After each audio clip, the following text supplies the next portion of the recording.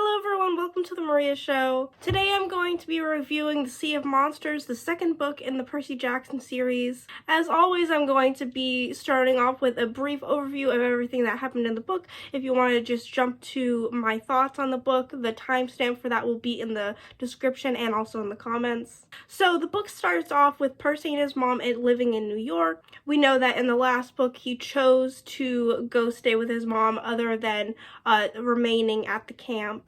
He's made friends with a new kid named Tyson, who is a homeless kid. He gets bullied a lot. After a dodgeball game reveals that these bullies were actually monsters, Annabeth actually swoops in and saves them, and she comes bearing some pretty bad news.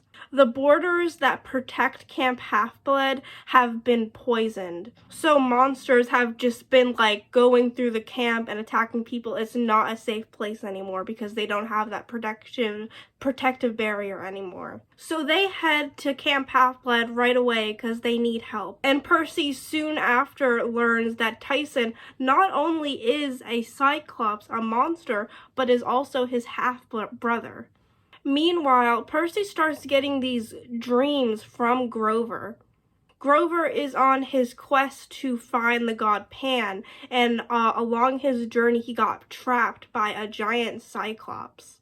The island that Grover is trapped on also happens to have the Golden Fleece. The Golden Fleece is basically this magical fleece that it's told that it can heal anything. So they then set off on a quest to not only save Grover, but also retrieve the Golden Fleece so that they can heal the tree and restore the Camp Half-Blood's borders. They go through a whole bunch of shenanigans, just like the last book.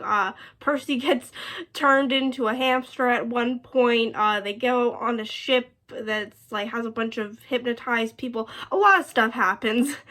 But at the end of the day, they get to the island, they save Grover, they retrieve the fleece, and they head back to camp to heal the tree. Percy and Annabeth and Grover end up not taking the credit for that.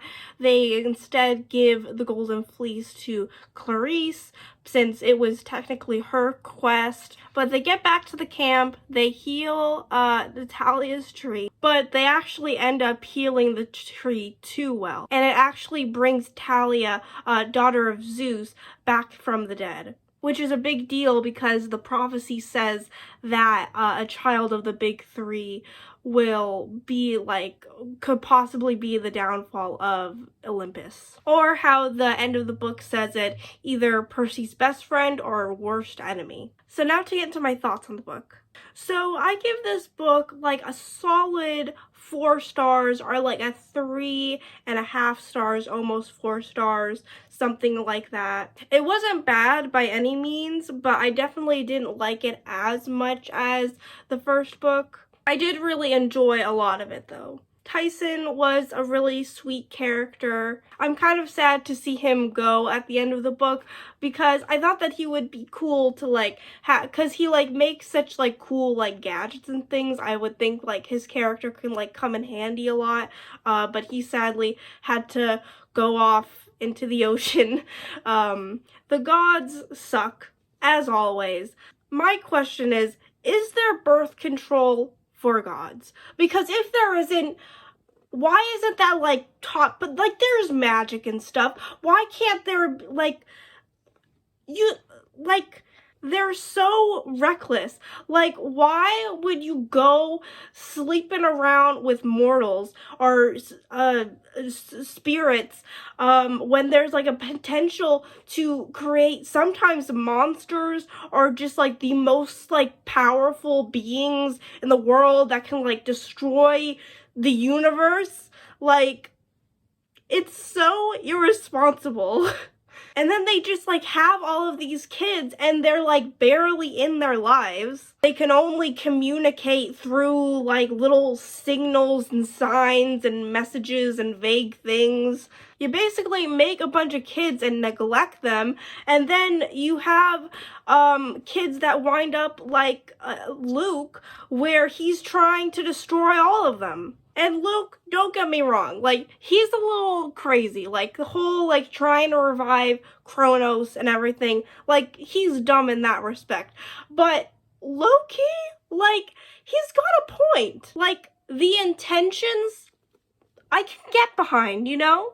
Like, I understand. Something definitely needs to change with the whole system that's going on in this world, but definitely not in the way that he's pursuing it.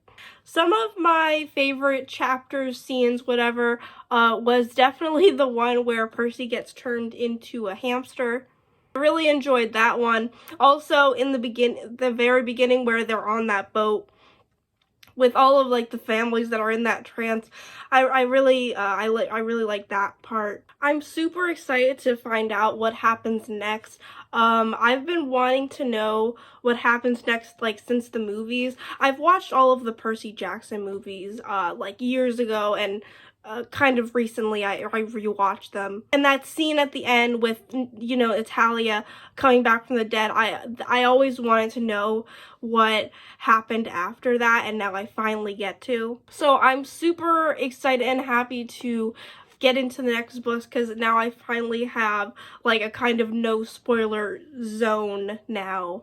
So, because I already kind of had like sort of like a vague accurate plot with the first and the second book. They did change a lot of stuff in the movies compared to the books, but all the things that were accurate I already kind of had spoilers for and knew that was happening. So I think that's pretty much all of my thoughts on the book. Please comment down below if you've read this book and what your review is of it and what you thought of it.